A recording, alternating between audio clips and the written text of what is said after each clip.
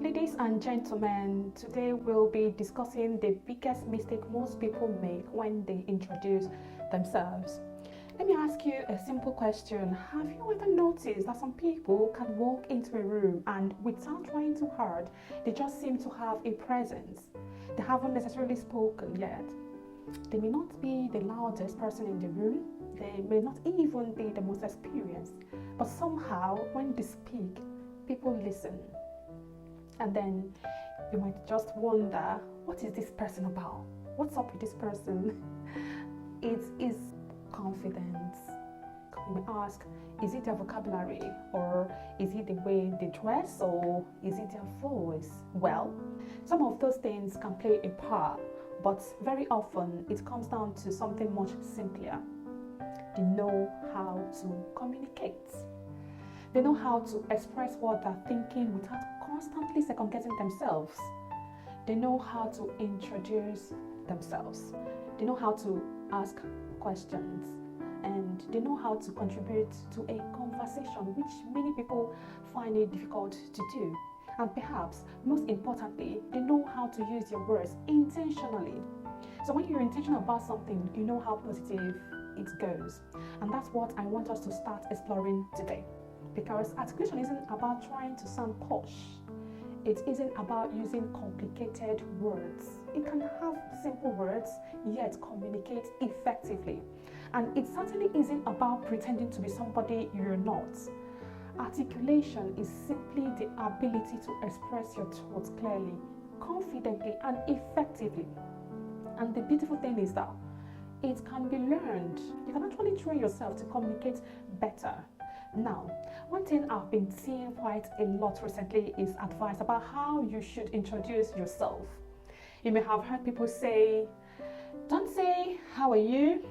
Or don't ask, how was your day? Or don't talk about the weather. Well, some people even say, don't say your name. I want us to pause there for a moment because I don't completely agree with that. There is absolutely nothing wrong with saying, hello, I'm Maureen, it's lovely to meet you. In fact, if you're meeting somebody for the very first time, they need to know your name. So the problem isn't saying your name here. Is it? Answer the question.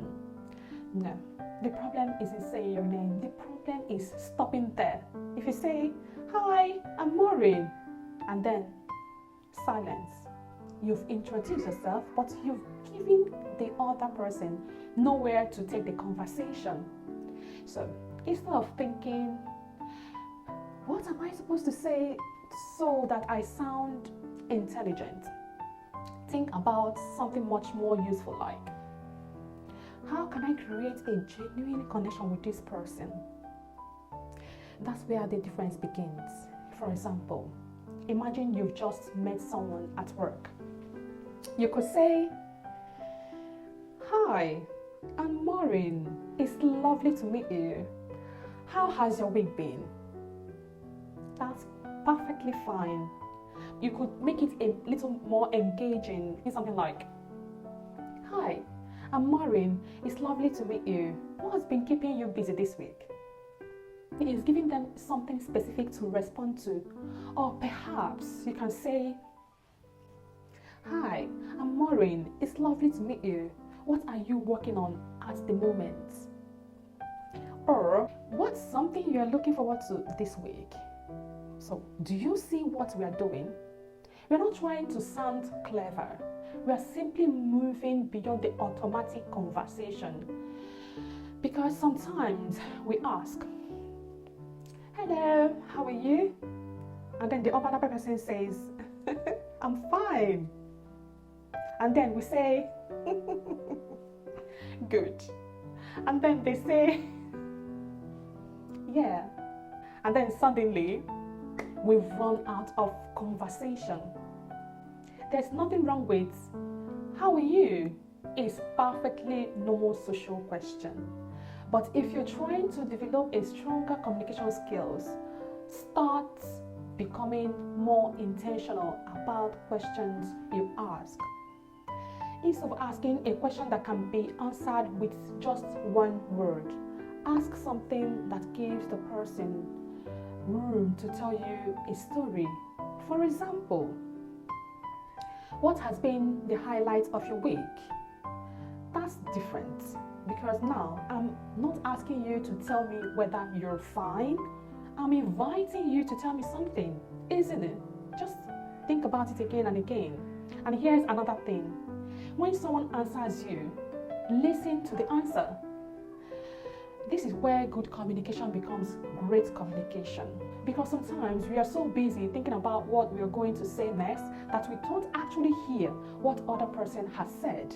Let's say I ask you, what are you working on at the moment? And then you tell me, actually, I've just started a new project at work. I could simply say, oh, that's nice, and move on. I could listen for the opening. Oh, really? What does the project involve? Now you've got a conversation. You don't need 10 impressive questions, do you? No, you just need one. You just need to listen to the answer you've been given. And this applies everywhere. It applies at work, it applies at networking events, at church, even in the store, at social gatherings. It can apply everywhere, even on the streets, even on the bus, and even when you're meeting somebody for the very first time. Let's talk about introducing yourself properly.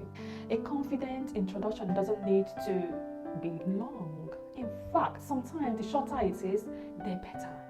You can say, hello, I'm Maureen. I work in healthcare and I'm really interested in communication and personal development. That's enough. You've given the person your name, haven't you?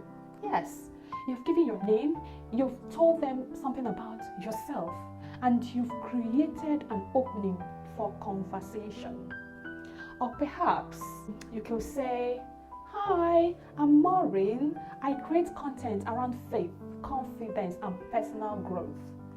Again, this is simple, it is clear, and it is natural. You don't need to give somebody your entire biography. And please, don't feel that you need to use $5 words to sound intelligent. That's another mistake people make, and they think articulation means replacing simple words with complicated words. You go as far as trying to get lots of ambiguous words. No, it doesn't. If you can say something simply and clearly, that's good communication. For example, instead of saying, I would like to utilize this opportunity to elucidate my perspective, but you can just say, I would like to explain how I see it. That sounds much better. It sounds natural. It sounds confident. And people understand you immediately without the stress of ambiguous words, or they might even feel you're trying to force yourself to become posh, you see. Don't force yourself, just remain natural and simple. And that brings me to another important part of the articulation. Stop apologizing for speaking. Now, I'm not saying don't apologize when you've genuinely done something wrong. Of course, you should apologize if you genuinely did something wrong. I'm talking about those unnecessary little apologies we sometimes put before perfectly reasonable statements. Sorry, can I just ask a question? Or you say, oh, sorry, I just wanted to say, sorry, I don't know if this makes sense. Sorry, but I think. Notice what happens. Before you've even expressed your idea, you've already made it sound less important. Try this instead. Can I ask a question, please? Or, I would like to add something. Or, let me explain how I see it. Or you can say, I have a different perspective. You can as well say, I would like to suggest something. This is same person, this is same thought, but this is different language. And sometimes that small change can completely change how you feel while you're speaking. Because the words we use don't just affect how other people hear us, they also affect how we see ourselves. And here's another word I want you to watch. Just. I just wanted to ask. I just wanted to check. Oh, I just wanted to think. Oh, I just think that. Oh, I just have a suggestion. Sometimes that word is completely unnecessary. Instead of saying, I just wanted to ask if you could move the meeting, say, could we move the meeting? And instead of saying, I just wanted to suggest something, say, I'd like to suggest something. Can you feel the difference? You haven't become rude. You haven't become arrogant. You've simply become clearer. And confident doesn't mean becoming aggressive. There's a big difference between confidence and arrogance. And that's what people need to understand. That's what you need to understand. Arrogance says, I'm more important than you.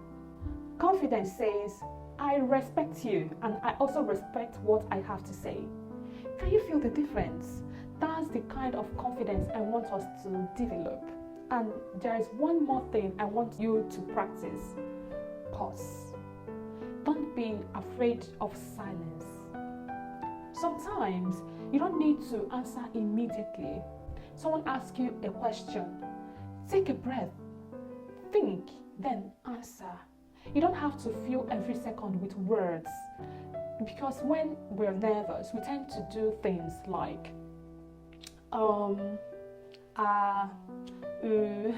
well, you know, basically, blah, blah, blah. And before we know it, we've spoken for 2 minutes without actually making our point. So here's a simpler exercise. The next time somebody asks you a question, just give yourself 2 seconds. Think. Yes, that's the pause. Think about the question. What is the actual point I'm trying to make? That's the question you ask yourself before you then speak. And when you speak, don't try to say everything. Say the important things. For example, if someone asks, what do you think about the new system? Don't start with, well, I don't know, because obviously there are different things and I suppose it depends. Rather, pause. Then say, I think the new system is a good idea, but the implementation needs some improvements. That's clear. Then, if necessary, explain why. The main issue is that staff haven't had enough training. Now, you've made your point. That is articulation. Not complicated, not artificial, not unnatural, just clear thinking followed by clear speech. And here's something I want you to remember. You don't have to sound like somebody else to sound confident. You don't have to just copy somebody's accent. You don't have to just change your personality. You don't have to become extremely formal. And you don't have to fill your vocabulary with complicated words. Sometimes we even trying to be impressive, make mistakes by using those words. So just sound natural, use your natural voice. That's even enough. What you're learning is how to use that voice more effectively. So if you're serious about becoming a stronger communicator, start with these 3 things. Number 1, think before you speak. 2, choose words intentionally. 3, don't be afraid to pause. Then start paying attention to the questions you ask. Instead of automatically saying, how are you? Sometimes ask, what are you looking forward to? Instead of, how was your day? Which is absolutely okay to ask someone. But then if you're trying to engage, try saying something like, what was the best part of your day? So instead of, how is work going? How is work? Try saying something like, what has been the most interesting thing you've worked on recently? Small changes. The goal isn't to walk into a room and impress everyone. That's real confidence. Because confidence isn't about having something to prove.